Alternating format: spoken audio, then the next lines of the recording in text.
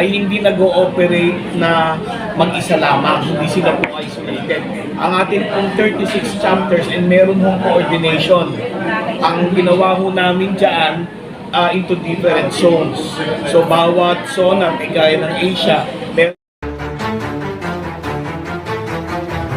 Dito kay Sir Harry. Sir Harry, no? At ngayon nga, tapos na at nakamtan na natin ang tagumpay, no? Itong tinatawag natin na napakalaking tagumpay, victory ni Pangulong Bongbong Marcos sa naging resulta ng eleksyon. So, kamusta naman po? Ano po ba ang ating susunod na plano para sa OFW affairs ng Partido Federal? Tutuloy po ba natin yung pagkuha ng mga miyembro? actually, hindi po nahinto yung pagpapalawak po ng ating membership sa ating po mga OFW chapters worldwide. In fact, hanggang ngayon, andito yung ating ibang chairman dito, no, mula sa Japan, sa Hong Kong, no, at kung Friday, lilipad kami papuntang Sabah, Malaysia, ay hindi ho tumitigil ang ating membership. In fact, ang may pagmamalaki namin, ang OFW International Affairs po hanggang ngayon nagpapatuloy at ang ating mga chapter ay hindi nag-ooperate na mag-isa lamang, hindi sila po isolated. Ang ating pong 36 chapters and meron hong coordination. Ang ginawa ho namin dyan into different zones. So bawat zona, kagaya ng Asia, meron mo kaming sariling GC doon, nag-i-interact ang ating mga chapter chairman, meron tayo sa North America and South America, meron tayo sa Europa, no? At meron tayo sa Middle East. So, ang may pagmamalaki natin, lumalaki ho ang ating membership base.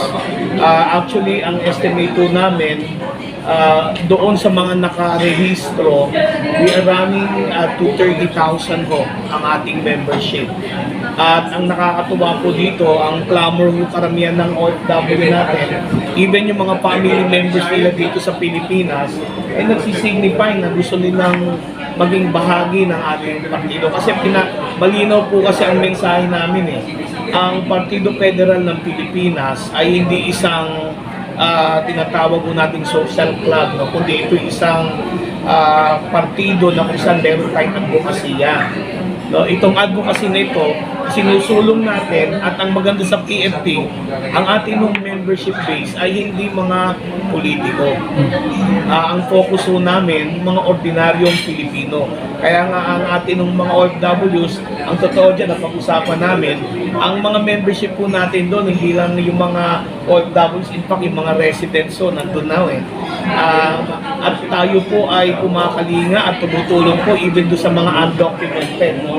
Kasi ang nais po namin ay talagang papag-isahin ang ating mga OFWs. Yun ang kagandahan ng ating organisasyon. Buhay na buhay ang bawat chapter ho ng PFP OFW International at tuloy-tuloy ang interaction at pagpapalawak ng membership base.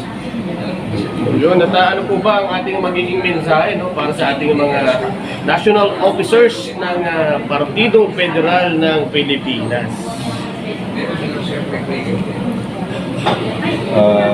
Una, gaya ng aming nabanggit, isang taus-pusong pasasalamat sa pagtitiwala at buong pusong suporta sa atikain ng PFP OFW International Affairs at ang patuloy nilang paghikayat hindi lamang sa amin, maging sa lahat na ng chapters na nabuo natin sa ibang bansa, ay patuloy tayong hinihikayat na magbuklod at magkaalam-alam at magkatulong-tulungan, hindi lamang sa problema, maging magkatulong-tulungan sa pagtulong sa iba. Kaya nga, yung mga chapter natin, nandyan sila ngayon, dahil na rin sa tiwala ng National Directorate Officers ng Partido Federal ng Pilipinas, gaya ng ating nabanggit, sa pamumuno ng ating founder na si Secretary General Tongson Tanjon, ay lalo kaming nahihikayat na itaguyod ang prinsipyo ng partido. Lalo na mayroon na tayong Pangulo na miyembro ng ating partido na nakaupo sa Malacanang at ang ating obligasyon ay suportahan ang kanyang adhikain, ipaglaban ang mga bagay na para sa tao, ipaglaban ang mga bagay na makakatulong hindi lamang sa administrasyon na to, at maging sa buhay ng lahat ng Pilipino, matapos man ang 6 na taong panunungkulan ni Pangulong BBM.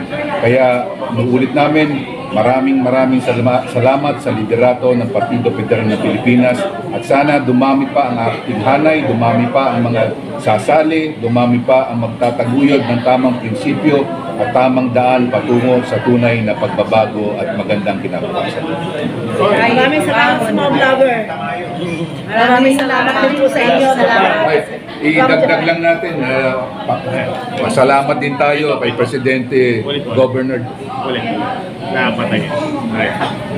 1, 2, 3. Pasalamat din po tayo hindi lamang sa ating founder na si Secretary Thompson Lanchon, nandyan po ang ating Pangulo ng Partido Federal ng Pilipinas na si Governor Jun Tamayo, nandyan din po ang Executive Vice President na si Special Assistant Anton Lagdameo at ang ating General Counsel na si Attorney George Briones na sila po ang mga Executive Committee na tunay na nagtaguyod ng prinsipyo at hikain ng Partido Federal ng Pilipinas at patuloy na naniniwala na ang OFW na aming pinamumunuan ay isang malaking bahagi ng ating lipunan na tunay na makakaltas ng suliraning pambansa, hindi lamang ng kanilang pamilya, maging ang ekonomiya ng buong Pilipinas at lahat na ng suliraning na maaaring ipagtulong-tulungan ng buong sambayan ng Pilipino sa loob at labas ng isang kabuuan.